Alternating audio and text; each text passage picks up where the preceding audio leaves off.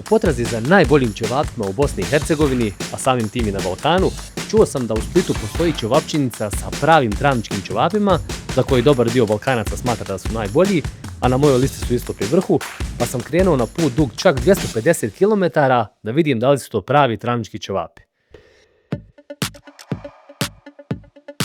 Iz Sarajeva smo krenuli u ranim jutarnjim satima da izbjegnemo gužvu na putu i na granici, a iako je malo lošiji put, uvijek idem preko Blidinja. Najljepši dio puta je definitivno kad se prođu vrata na ulazu u park prirode u Blidinje i pukne pravac ispod čvrsnice i kasnije onda prođemo prema jezeru. To je definitivno najljepši prizori na ovom putu i tu uživam i znam da sam blizu Splitu.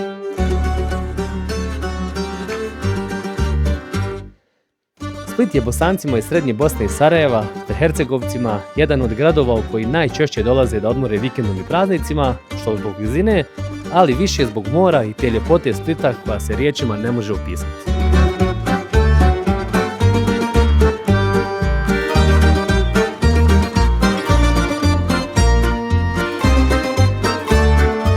Nakon 4 sata lagane vožnje kroz divne krajolike Bosne i Hercegovine, stigli smo u grad kojim se uvijek rado vraćam, to je Split.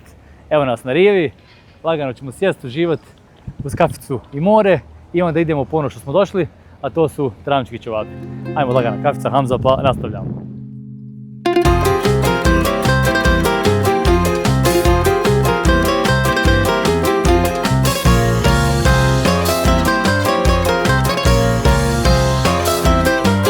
I stigli smo na našu finalnu destinaciju, to su Firule, iza mene je more, a ispred mene je ćevapčinica 10 pola, kao što oni kažu jedini pravi, to se odnosi na ćevape, da vidimo da li su to pravi travnički ćevapi. Hamza, ja sam baš gladan, pa vidim i ti, ajmo da probamo.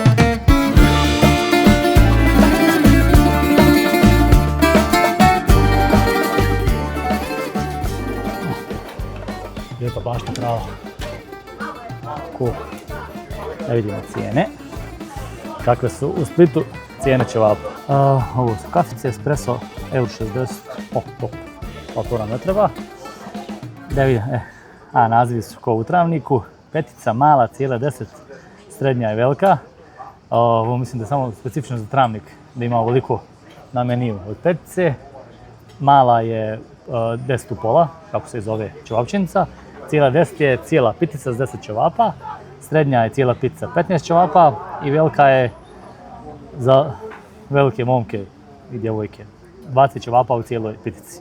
A cijene su petica 7 eura, mala 10,5 eura, cijela 10 11, baš mala razlika. Srednja je 16 i velika je 21 euro. Znači petica je 7 eura, kad uporedimo to ajmo reći sa Sarajevom travnikom, 8 maraka je petica.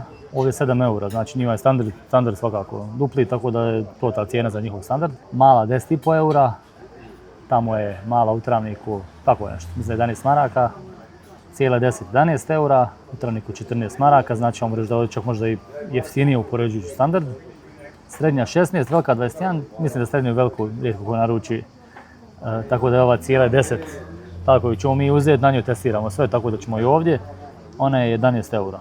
Cool. Vidi, cijene su skroz ok za splitske standarde, mi ćemo uzeti cijelu 10, a prije toga da čujemo malo kako su nastali ovi ćevapi, kako je nastala ćevapčinica, to će nam ispričati vlasnik.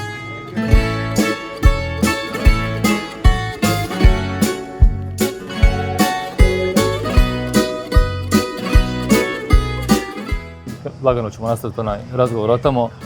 Marko, ti i ja smo Zeme. Zemo moj, dobro nam došao. Tako da mi najbolje znamo šta je to travnički ćevap. A prije toga reci nam kako si došao u Split općenito i odakle si tačno ti? Pa ja sam se rodio u Splitu, moji su iz Livna, inače živio sam u srednjoj Bosni. Tako da su mi ćevapi vrlo dobro poznata stvar.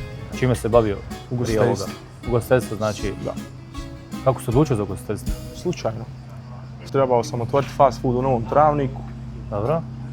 I dobio sam poziv iz Splita da je izašao neki prostor blizu mora. Naravno, tad nisam imao novca za to, ali čovjek me zvao da dođem, da pogledam. I uspjeli smo se dogovoriti. Je li ćevap bio prirodan izbor?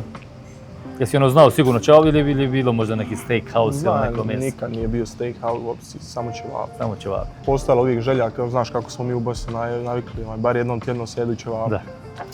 A kad živiš u Splitu, želja je ista, ali mogućnost, nažalost, nije bila do sada. Znači ti si ovo, slamu reći, otvorio prvo da sebi ugodiš, da ti imaš gdje da pojedeš dobre ćevape. Da ugodim sebi, a i ostalim građanima Splita i gostima koji dolaze u Split, jer sam mislio da je šteta to... Da ostane samo lokalno. U stvari, Splićani, Makarani, općenito svi ljudi iz ovog dijela Dalmacije idu na Vlašć i onda usput Vlašć, tu je Travnik, jedu ćevape, tako da ne moraju da čekaju zimu da idu na Vlašć da jedu. Ne moram, mi im zapravo štedimo gorivo, znaš, koliko god da su naši ćevapi, koja god da je cijela, mi zapravo su jeftini jer ne moraš više voziti u Travnik. Treba to staviti u meni. Da. A ćevap, kako si, koji je to baš travnički, sad kad ja probam da kažem, to je taj travnički ćevap. Pa jedino što ga razlikuje od travničkog je što je ovaj u Splitu. Recimo imali neke travničani tu da radi, u kuhinji ili van? Malo je reći neki, svi su iz Travnika. Ozbiljno? Svi. Od roštilj majstora do konobara, ekipe, većina iz Travnika. Jel? Da. Jer ćevap je teško ga ispeći da bude baš kakav treba biti. Onda smo morali dovesti sve te roštiljke koje su već dugo godina radile na toj poziciji roštilj majstora u ćevabdžinicama, da bi stvarno dobili taj travnički ćevap. A ste prvo pokušali bez njih, ste pokušali prvo sa lokalnim? Pokušali smo prije što smo otvorili, pokušali smo to, ali nije to bilo to. Jer niko nije imao toliko iskustva s tim. Split, općenito, kad spomeneš, evo, nama Bosancima, vjerujem ostalim ljudima, prvo što pada na pamet je riba. Kako je to bilo ubaciti ćevap u mindset, evo, i lokalaca i stranaca? Na prvu ruku dosta teško. Ali u drugu ruku, kad su ljudi to probali, jedna hrana ne mora isključivati drugu. Raznovrsnost ponude je bitna. Ljudi koji jedu ribu i koji vole ribu uvijek će jesti ribu, ali sigurno neće jesti 7 dana u tjednu. A kad se zasite ribe, dobro je da imaju opciju gdje će pojesti pravi ćevap. Znači ti imaš svoju proizvodnju? Tako. Naše ćevape proizvodimo mi, proizvodimo i samo za sebe, za sad. Tako da imamo punu kontrolu i znamo šta nudimo ljudima. Mogu garantirati da ljudi mogu biti sigurni u to što jedu svaki dan. Odakle dolazi meso? Iz Bjelovara, meso je hrvatskog porijekla.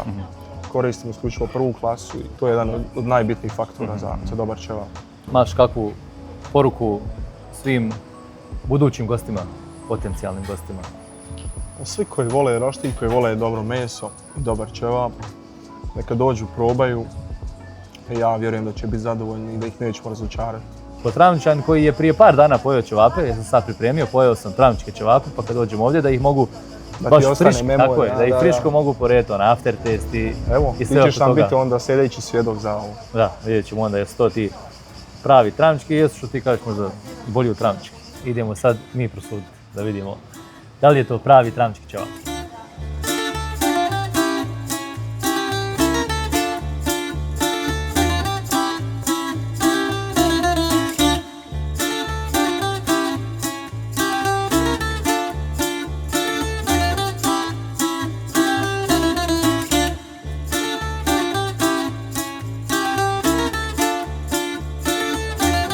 Hvala.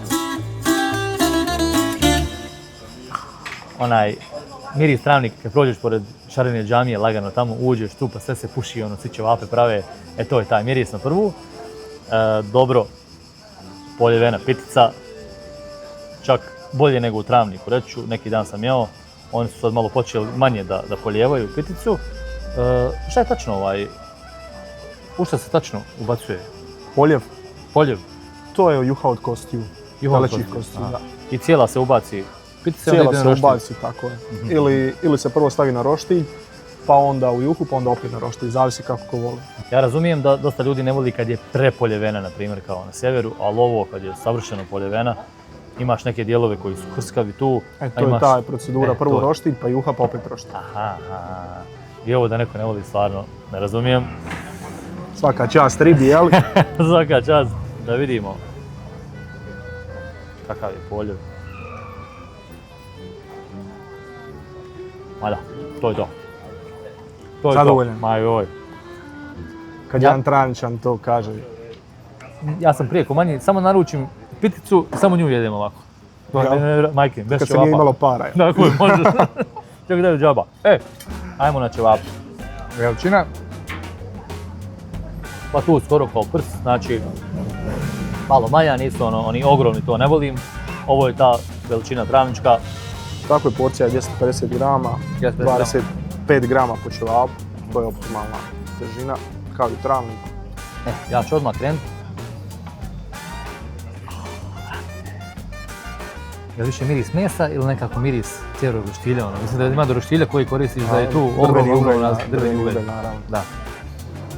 Evo čak.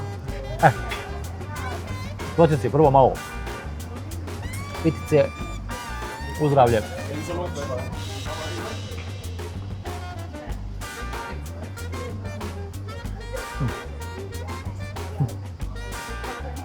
Savršena frančkasna boja. Ni svjetlija, ni tamnija. Ćevap. Odličan. Ćevap je odličan. Tu nema priče, definitivno. Kako ti ispeći? Pazi, svaka strana, Ista. tako je. Jedan, evo ga drugi, svaka strana ista. To je i najteže postići kod ćevapa, u pripremi ćevapa. Da ne bude jedan, Da. da je svjetlo, drugi da je tamo, tako, sve strane. Tako će ćevap još bolji. Kad uzmeš ovu donju, neko to rola, uzme, pa to nešto ja to ne volim. Ja volim fino da osjetim. Odvojeno, a? Ajde. Evo. I nema, neke ćevapi kad pojedeš odmah osjetiš ono masnoću malo kako se lijepi, ovdje nema toga. Samo ćemo za potrebe kajmaka koristiti, estegel nam za ćevape.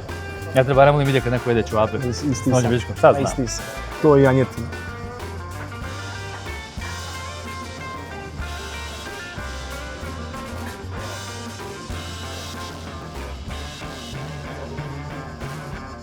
Kajmak, nije podvala. Nije podvala. Najvažniji prilog Fino, mora biti. evo. Što se tiče kajmaka, ovo je najbolji koji smo uspjeli naći u Hrvatskoj. Ja razliku osobno nisam osjetio. Nabavljam ga iz Rijeke. Svi su zadovoljni i evo, šta ti kažeš? Isto tako zadovoljan. Pa nešto pravi kajmak. Nije ono mješavina, znaš. Mladog sira, pavlake ili samo pavlaka, da. I onda piše kajmak, znaju i onda nije. Tu više nije kulturološke razlike, kajmak je kajmak, nema Pa mi to šteta tako bilo zove. ovakve ćevape upropastila što kajmak. Da.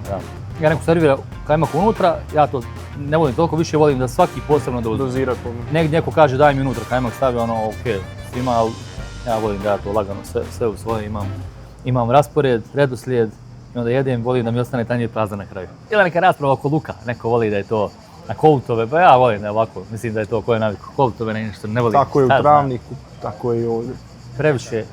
Previše na koltove uzmemo jednom, ovdje mogu dozirati fino sebe, vidiš. Da, koliko treba. Hoću uzeti malo ili dok sam odlučio baš all in, da smrdim svima oko sebe, ide ozbiljna količina luka. Sad, glavno pitanje je, da li oni sliče travničkim? Vidi. Da nema mora, bil misli da si u travniku? Da nema ovih zvukova okolo, da. Ovo su 100% travnički ćevapi. Znači, 100% travnički, ovako možeš pojesti u travniku i evo kod tebe ovdje. Ovo sve ostalo, super su i ostali ćevapi, svako svoje, svako je navikao na nešto, ali ako pričamo o travničkom ćevapu, to je ta ćevap. Definitivno, neće osjetiti, evo jedite, danas nek jedu ovdje, sutra nek ode u travnik, neće osjetiti razliku. To je to, bukvalno. Sad jesu bolji ili nisu, o tome neka prosude svi kako im tamo naprave, kako im ovdje naprave. Ali ako dobiju ovako, teško da može bolje od ovoga. Prije nego nastavim ovo da jedem uslast, Marko, hvala što sam se ugostio, što si nam priredio ovako fantastične, prave, autentične travničke ćevape. Mi se sigurno vraćamo, a svi koji nisu još bili, definitivno neka posjete. Lokalci vjerujem da se oni vraćaju, tu nema priče, ali evo, ako još neko ima okolo da nije probao, nek dođe do proba. Ništa, hvala ti. Hvala vama, zadovoljstvo je moje. Nećemo se rukovati, malo su masne ruke. Evo ovako. Može. Ovo je bila specijalna epizoda i nadam se da vam se svidjela. Radit ćemo još ovakvih epizoda, tako da pratite kanal, kliknite subscribe dugme, lajkajte i predložite nam gdje možemo pojesti dobre ćevape ili bilo šta u vašem gradu.